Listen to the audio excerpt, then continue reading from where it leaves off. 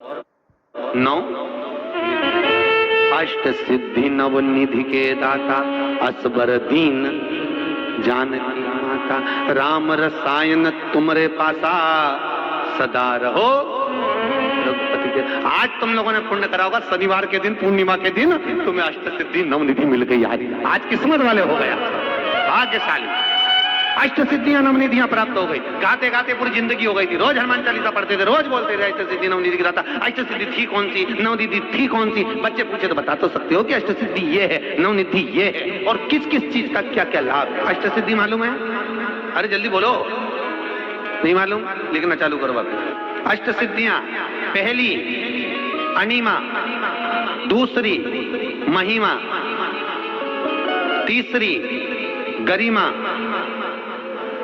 अष्ट सिद्धियों में पहली अणिमा, दूसरी महिमा, तीसरी गरिमा।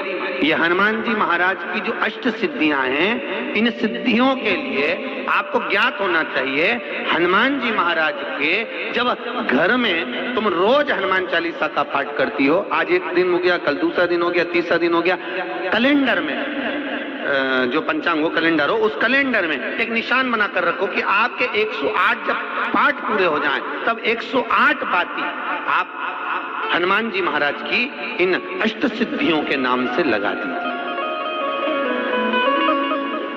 जिंदगी में आपका कभी बाल बांका नहीं हो सकता और आपकी उन्नति को कोई रोक नहीं सकता, ये पक्का है। अष्ट सिद्धियां नवनिधियां 108 जब हनुमान चालीसा के पाठ हो जाए। और कभी कभी व्यक्ति के जीवन में ऐसा भी होता है कि भाई उसको बहुत तकलीफ आ जाती है कि मेरी दुकान नहीं चल रही, व्यापार नहीं चल रहा, मेरे साथ अच्छा नहीं हो रहा, मेरे को तकलीफ आ गई, शनि बढ़ गया, ये हो गया, ढैया हो गया, साढ़े साथी हो गया, बड़ा तकलीफ कहीं गिर रहा, कहीं पड़ रहा, तो उस व्यक्ति को 108 पाठ एक साथ कर लेना चाहिए। आज बैठा सुबह से शाम तक 108 पाठ करके और फिर ये अष्ट सिद्धियों की बाती लगा दे।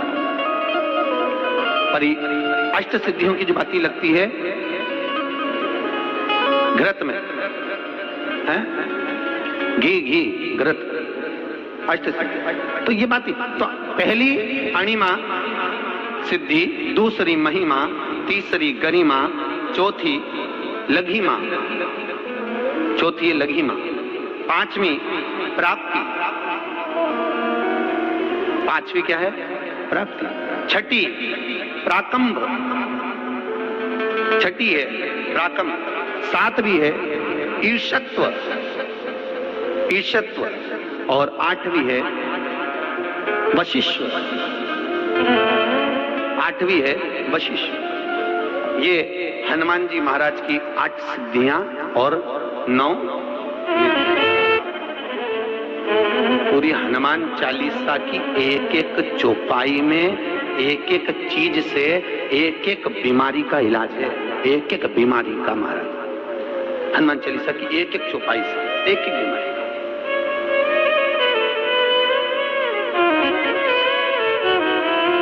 हमारे जीवन को हम चौपाइयों के क्रम से एक एक शब्द का भान करें कि वो उससे हमें प्राप्ति क्या है। अष्ट सिद्धि नवनिधि किस जगह पर स्कंद जी दे रहे हैं?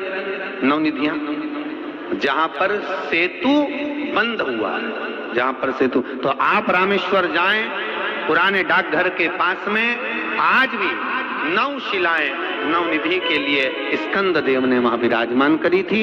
वहीं हनुमान जी महाराज ने जलपान करा था, वो स्थान आज भी विराजमान। आज पुराने गांव अभी बैसाख का महीना पड़ेगा, उस बैसाख के महीने में मात्र अगर 5 बेलपत्र और मट्टी के पात्र में रखा हुआ जल, मट्टी के पात्र से मतलब है कलश, जो माटी का जो कलश होता है आपके घर में जो रखा हुआ है, ये जरूरी नहीं है कि वो नया ही खरीदना पड़ेगा। आवाज सेट नहीं है।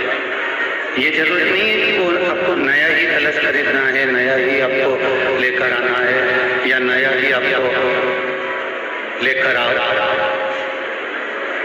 आपके घर में जो मट्टी का कलश रखा हुआ, जो माटी का कलश आपके घर में रखा हुआ, 5 बेलपत्र, मट्टी के कलश में जो जल भरा हुआ हो, वो जल तांबे के पात्र में डालकर शिव जी पे 5 5 बेलपत्र अशोक सुंदरी वाली जगह पर जो आप लेकर आए हो, 5 बेलपत्र वो अशोक सुंदरी वाली जगह पर समर्पित कर मट्टी के पात्र का जो जल है वो जल बैसाख के महीने में किसी भी दिन, चाहे आप सोमवार को कर लो, प्रदोष को कर लो, चाहे आप शिवरात्रि पे कर लो बैसाख महीने की, तो आप अगर उस मट्टी के कलश का जल या पात्र का जल शंकर भगवान को 5 बेलपत्री अशोक सुंदरी वाली जगह पर समर्पित कर जल अगर चढ़ा देते हैं तो महाराज ये उदर से जो जुड़ी हुई परेशानियां जो मनुष्य को झेलना पड़ती है, चाहे भोजन नहीं पच रहा हो, चाहे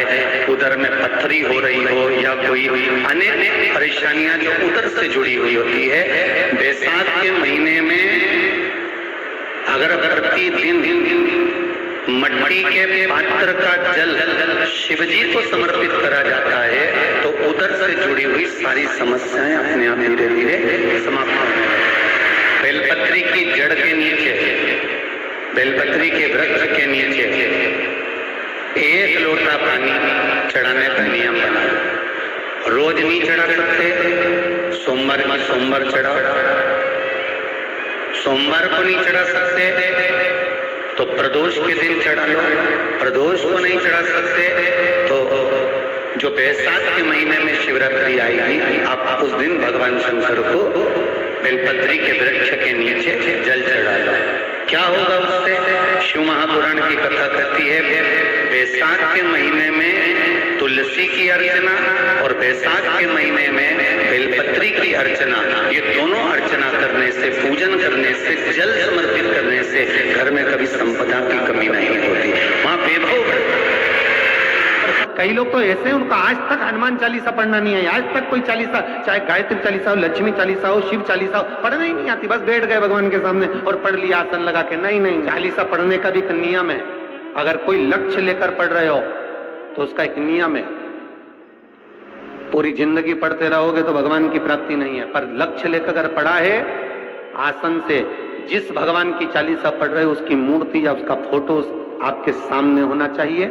एक घी का दिया, अगर हनुमान चालीसा पढ़ रहे हो तो या तो घी का दिया जलाओ, वो भी गाय के घी का हो, भैंस के घी का मत जलाना, हनुमान जी कभी प्रकट नहीं होंगे भैंस के घी से। घी का दिया लगाइए अगर चालीसा का पाठ कर रहे हो हनुमान जी का। और बहुत ज्यादा संकट है, बहुत ज्यादा परेशानी है तो हनुमान चालीसा का पाठ करो तो तिल्ली के तेल का दिया लगाओ, काली तिल के तेल का दिया, तिल का तेल का दिया हनुमान जी के सामने आसन बिछाकर। बहुत तकलीफ है तो 3 पाठ प्रतिदिन करो और एक आसन से जितने समय 9 बजे अगर आप बैठते हो पाठ करने तो 9 बजे ही बैठना है। 11 दिन तक प्रतिदिन 3 पाठ रोज करो।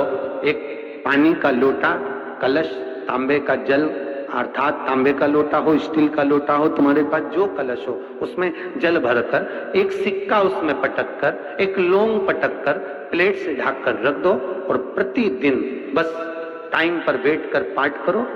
11 दिन पूर्ण होंगे, जिस कामना से आपने पाठ करा है बस वो सिक्का, वो लौंग कलश में से निकाल लो, जल का आचमन करो और जिस काम के लिए करा है वो जल उस प्रयोग में ले लो।